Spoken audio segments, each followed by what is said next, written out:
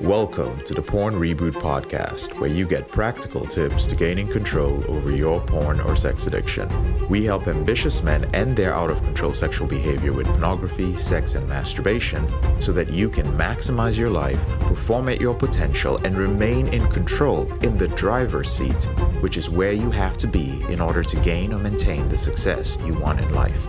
I'm your host, J.K. Emezi, certified sex and porn addiction recovery coach. Welcome to the episode. Welcome back to our series on ADHD and pornography addiction. Today I'm going to talk about trauma responses. And before I jump into ADHD trauma responses in porn addicts, for those of you who are just catching up with the series now, I want to state that I have ADD, and over the years, we found out that so many of the men who struggle with pornography, particularly those who resonate with porn reboots, that would make it thousands and thousands of men, also have diagnosed or undiagnosed ADD or ADHD.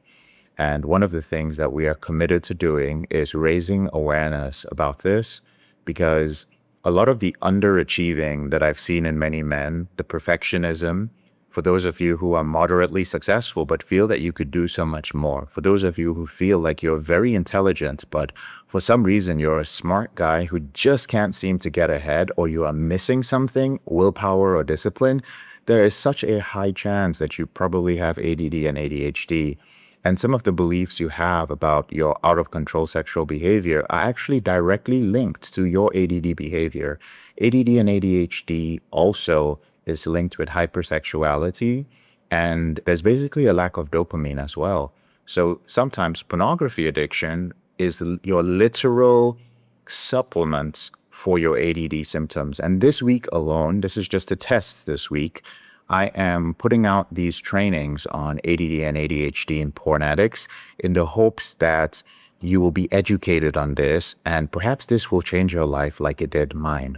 At the end of every single episode, I will invite you to the link in the description below the podcast episode to join Dr. Rankin's workshop. It's just I think it's an hour and 12-minute workshop where Dr. Rankin, who is our ADHD expert and reboot coach in porn reboots, will educate you on ADD and ADHD. I'm not the expert at it, he is, but I have lived with ADD my entire life.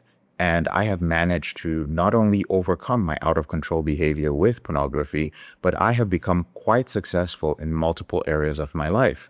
And I remember Dr. Rankin telling me, JK, after years of working with us as a coach, he was like, it is so amazing how you developed an addiction recovery program for people with ADHD. And I was like, no, I didn't. I just developed a porn addiction recovery program based on my experience. And he was like, oh, no, it's for people with ADHD. I've never seen anything like it. It's so obvious. And I was like, what? And this started making sense, guys, because so many guys in our group have ADD, are not neurotypical, right? They're neurodiverse.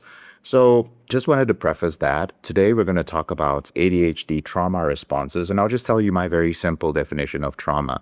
Many people think that trauma is something happened to you that at a point in your life or when you did not have the emotional or mental tools to handle that thing. So it became a sort of internal wound that hasn't healed. The way I view it is that trauma is not the wound or the thing that happened itself, but it is the repetitive wishing that that thing did not happen. When you keep wishing that, oh my God, I wish that did not happen to me, then it is trauma. I'm not saying that instead you should have accepted it or you should repress it. I'm not saying any of those things. I'm saying what the trauma actually is the wishing that that thing that happened to you did not happen. And it requires just a certain level of awareness to be able to understand that, and anybody can do that. With that being said, here's how to tell if you're a person who struggles with ADD, ADHD, and porn addiction that you have probably experienced some form of trauma as a result of it. The first is that you have a tendency to stand up and act busy when somebody enters the room for no damn reason. Like, you could keep chilling. Literally, you could keep just hanging out.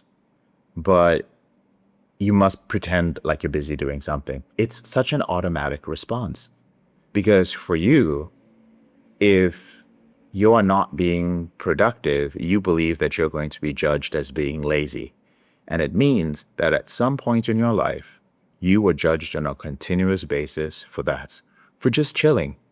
The second is you have learned to tell from people's footsteps whether they are angry or not. How crazy is that?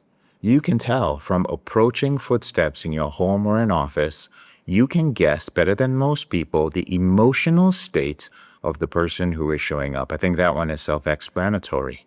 The next is, it comes to emotions and crying. You know what I've noticed, and I've worked with a lot of guys. I have worked with thousands and thousands of men. This is thousands of men I've been on calls with, on Zoom calls with, massive groups of guys I've been speaking to.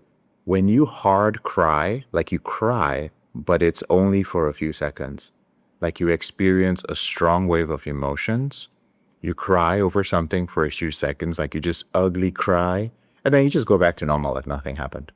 Like nothing happened. And the reason why is people, especially men with ADD and ADHD, either living in the now moment or you're not living in the now. If you are not present in the moment, then you are not here at all. So while you may ruminate on things a lot, when it comes to your actual like emotional intensity, it has to be, you're like, I'm either right here in the moment, strongly experiencing something as I'm ruminating about it, or I'm not. And that's it. There is no other space for you. And if you're listening to this going like, wait a minute, JK, so if I'm either in the now or in the not now, then where else am I? Where else would I be? Well, you could be analyzing things. You could be feeling things and thinking about them as they occur simultaneously in the future, the present, and the past. So you could go from the past to the present to the future. And you're like, wait a minute, what are you talking about? You probably have ADD and ADHD. Because apparently, and I have ADD and ADHD, and I've worked with normal people. Apparently, normal people can go from the past to the present to the future, and they can do it in a very logical way. They can be emotional about one, and then they can come back to another one, and they can be logical about it, and so on.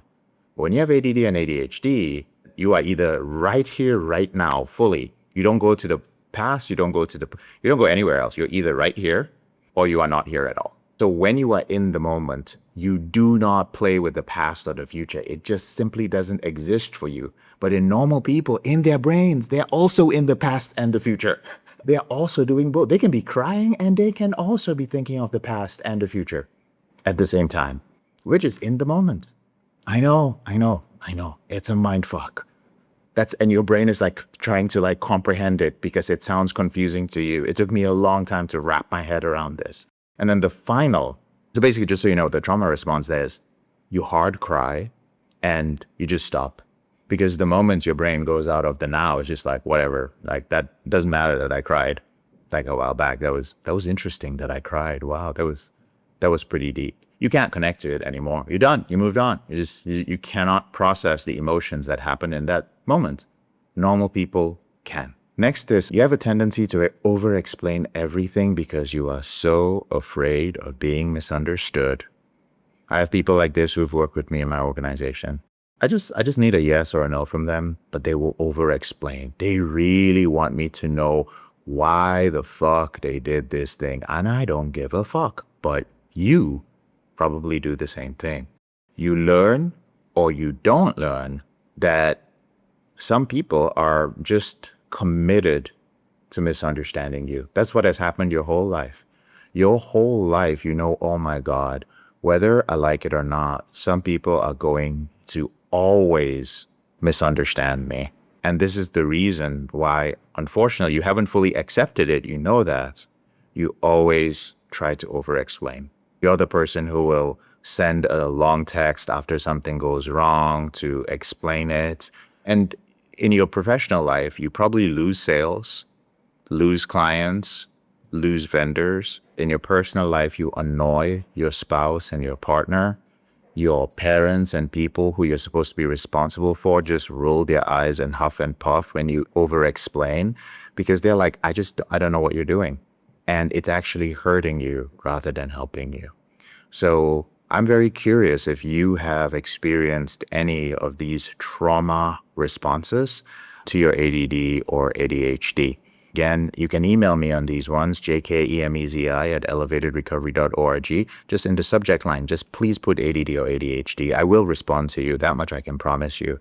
And I would love to invite you to the workshop. It's recorded at this point because we already did it live with myself and Dr. Rankin that talks about ADD and ADHD in men who are struggling with pornography. There's a link to it in the description below. Check it out. Shoot me an email and stay tuned for the next few episodes that are still going to be on ADD.